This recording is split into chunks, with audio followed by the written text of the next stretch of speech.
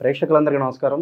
ఈరోజు మన స్టూడియోలో ప్రముఖ ఆధ్యాత్మికవేత్త, ఆస్ట్రాలజర్ బ్రహ్మశ్రీ సుభాష్ శర్మ గారు మనతో ఉన్నారు. గురుగారితో మాట్లాడేద్దాం. నమస్కారం గురుగారు. శ్రీమాత్రేయం అండి. గురుగారు, ఉగాది అవగానే మనం ఏప్రిల్ మాసంలోకి అడుగు పెట్టేసాం. మరి సింహరాశి వారికి ఈ మాసం ఎలాంటి ఫలితాలు ఉండబోతున్నాయి? షష్టగ్రహ కూటమి ప్రభావం ఈ రాశి వాళ్ళ మీద ఎలా ఉండబోతుంది గురుగారు ఈ నెల? తప్పకుండా తెలియజేస్తాను. ముందుగా ప్రేక్షకులందరికీ శ్రీమాత్రే నమః, శ్రీ గురుభ్యో నమః. జ్ఞానినాంనపి చేతాంసి దేవి భగవతి హిసా బలాయ కృష్ణమోహాయ మహామాయ ప్రయశ్చతి. సింహరాశి ఈ రాశి వారికి ఈ నెల చూసుకుంటే గనక ఈ షష్టగ్రహ కూటమి యొక్క ప్రభావము చాలా తీవ్రమైనటువంటి పరిస్థితుల యొక్క ప్రభావం ఈ సింహరాశి వారి మీద ఏర్పడేటటువంటి అంచనాలు కనిపిస్తున్నాయి. ఎందుకంటే గ్రహగతులలో ప్లానటరీ పొజిషన్ అనేటటువంటిది ఒక్క గ్రహం మార్పు చెందిన దాని యొక్క విధానం అనేటటువంటిది, దాని యొక్క లక్షణాలు ద్వాదశ రాశుల మీద ప్రభావం చూపిస్తూ ఉంటాయి.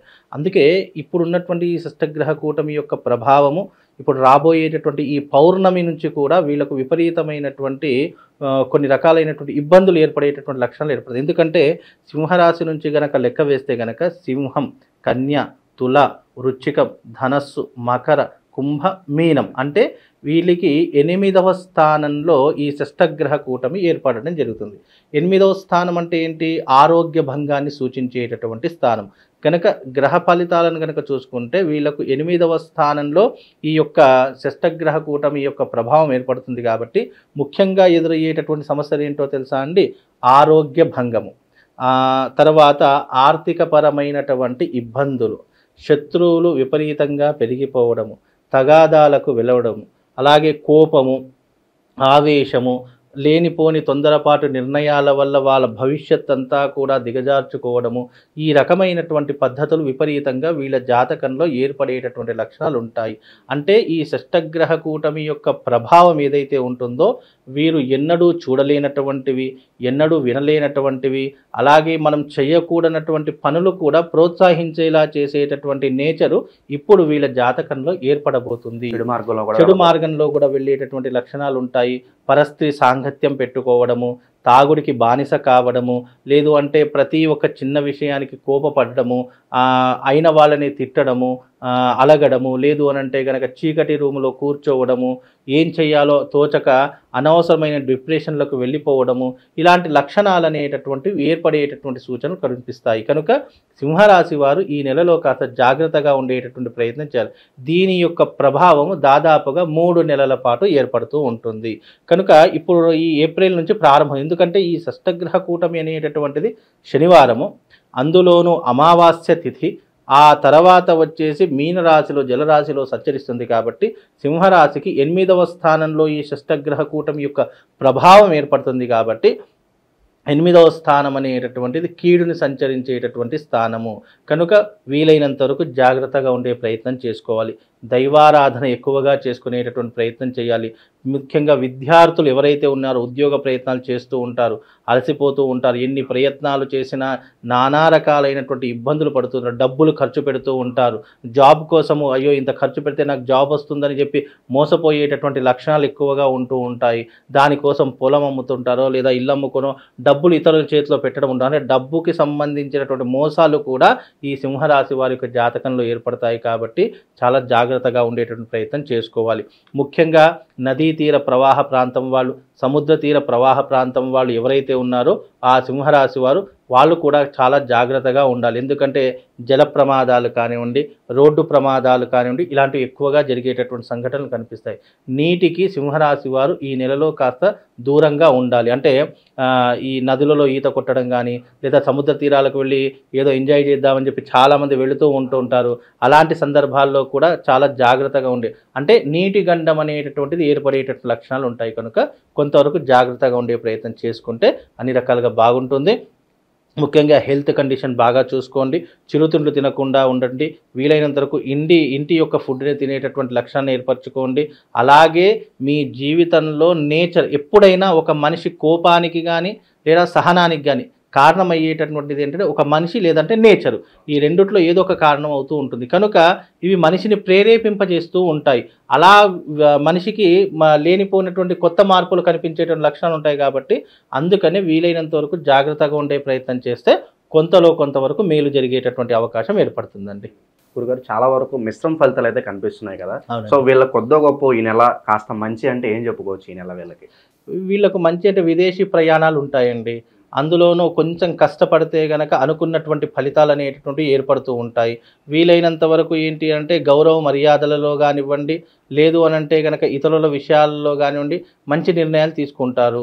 అలాగే వీళ్ళ సొంత నిర్ణయానికి వచ్చేసరికి పప్పులో కాలు వేసేస్తారు. కనుక వీలైనంత వరకు ఎదుటి వాళ్ళ విషయాలు చాలా జాగ్రత్తగా ఉంటారు. అంటే సలహాలు సూచనలు ఇవ్వడానికి కానివ్వండి, లేదా డబ్బు సంపాదించిన కసి ఉంటుంది.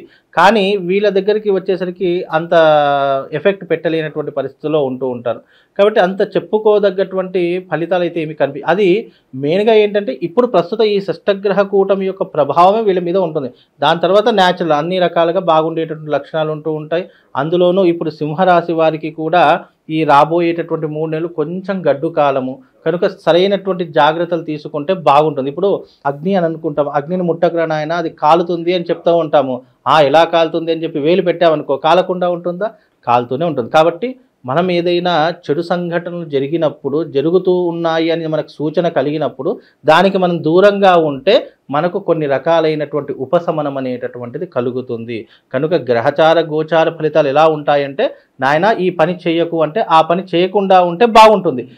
ఈయన చెప్తే వినేది నేనేంటి వినేది అంటే ఆ యొక్క దారిద్ర్యాన్ని అనుభవించేటటువంటి స్టేజ్ వస్తుంది. కనుక కొన్ని విషయాల్లో జాగ్రత్తగా ఉండాలి. జ్యోతిష్యం అంటే ఏంటి అని అంటే కనుక ఒక చీకటిలో ఉన్నటువంటి వ్యక్తికి వెలుగుని ప్రసాదించడము.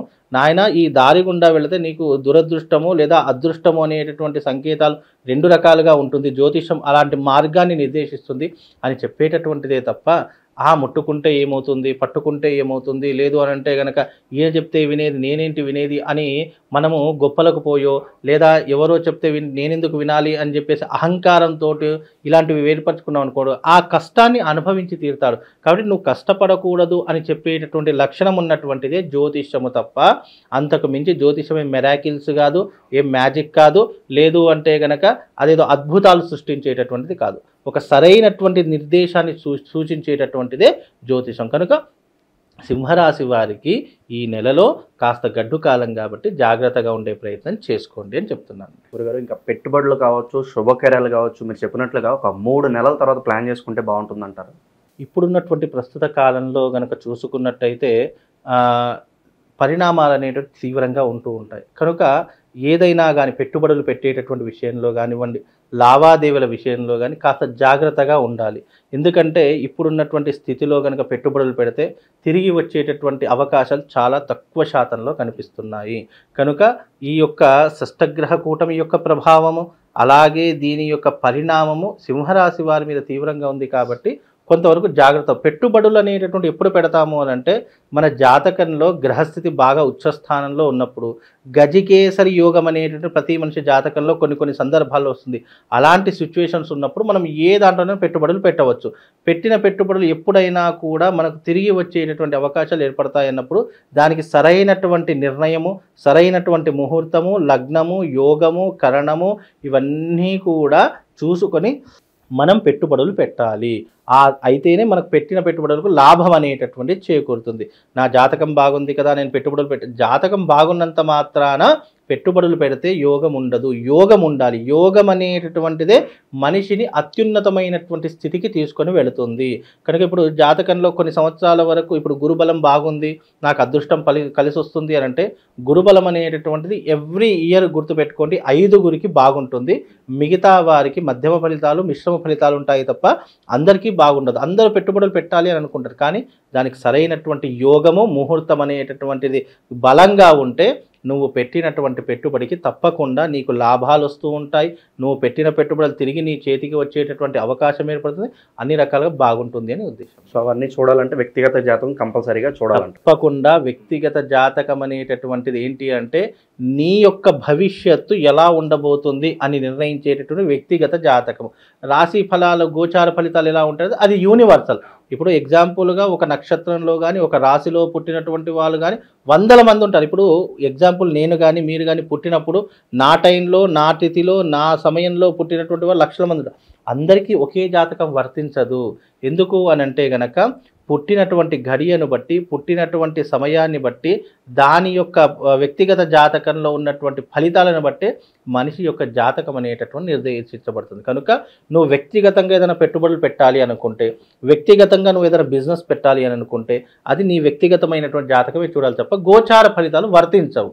కనుక అది ఎప్పటికైనా ఇంకోటి ఏంటంటే జాతకంలో నువ్వు ఒక బిజినెస్ పెడుతున్నావు అంటే అది నీకు కలిసి వస్తుందా లేదా, నీ యొక్క గ్రహ ఆధిపత్యం ఏంటి, నువ్వు ఏ నక్షత్రంలో పుట్టావు, ఏ లగ్నంలో పుట్టావు, ఇవన్నీ కూడా క్యాలిక్యులేషన్ వేసి నువ్వు ఈ యొక్క పెట్టుబడి పెడితే నీకు తిరిగి వస్తుందా లేదా, లేదా నువ్వు ఈ జాతకుడికి ఈ బిజినెస్ కలిసి వస్తుందా లేదా అనేటటువంటి తెలియజేసేటటువంటిది వ్యక్తిగత జ్యోతిష్యము. అది వ్యక్తిగత జ్యోతిష్యాన్ని బట్టి అంచనా వేస్తాం. ఇవి గోచార ఫలితాలు కాబట్టి ఇది యూనివర్సల్, ఎవరైనా కూడా అంచనా వేసుకొని ఈ ఫలితాలను కనుక తెలుసుకోవచ్చు. గురుగారు కాస్త గడ్డుకాలం నడుస్తుంది కాబట్టి మరి సింహరాశి వారికి మంచి రెమెడీస్ ఏమైనా ఉంటే తెలియజేయండి గురుగారు. సింహరాశి వారికి కనుక మంచి రెమెడీ అని అంటే కనుక రక్షణా కవచం కోసము ఇప్పుడు మనకు ఈ ఉగాదికి సూర్యుడు రాజయ్యాడు కాబట్టి ఆదిత్య హృదయ స్తోత్ర పారాయణం చేసుకోవాలి ముఖ్యంగా. అదే రకంగా వీలైతే గనక కరంగలి మాల వేసుకోమని చెప్పాను. ఎందుకంటే నెగిటివ్ ఎనర్జీ నుంచి దూరం చేస్తూ ఉంటుంది. వాళ్ళకు ఒక రక్షణ కవచంలా ఎప్పుడు కూడా వాళ్ళ మెడలో ఉండేటటువంటిది కాబట్టి వాళ్ళకి అన్ని రకాలుగా మేలుగా జరుగుతుంది. ఆదిత్య హృదయ పారాయణం చేసుకోండి. అలాగే మీ మెడలో కరంగలి మాల ఎప్పటికీ ధరించుకొని ఉండండి. అలాగే ప్రతి సోమవారం శివాలయానికి వెళ్ళి అక్కడ స్వామివారికి నామస్మరణ చేసుకోండి. వీలైతే అభిషేకం చేసుకోండి. లేదా ప్రతి సోమవారం అక్కడ కూర్చుంటూ ఒక 10 నిమిషాలు ఓం నమ శివాయ అనేటటువంటి శివపంచాక్షరి నామాన్ని జపిస్తూ ఉంటే కొంతవరకు రాబోయే విపత్తుల నుంచి బయటపడవచ్చు. అనుకున్నటువంటి విధంగా మనకు కొంతవరకు ఉపశమనం అనేటటువంటి కలుగుతుందండి. చాలా బాగా వివరించారు గురుగారు. ధన్యవాదాలు.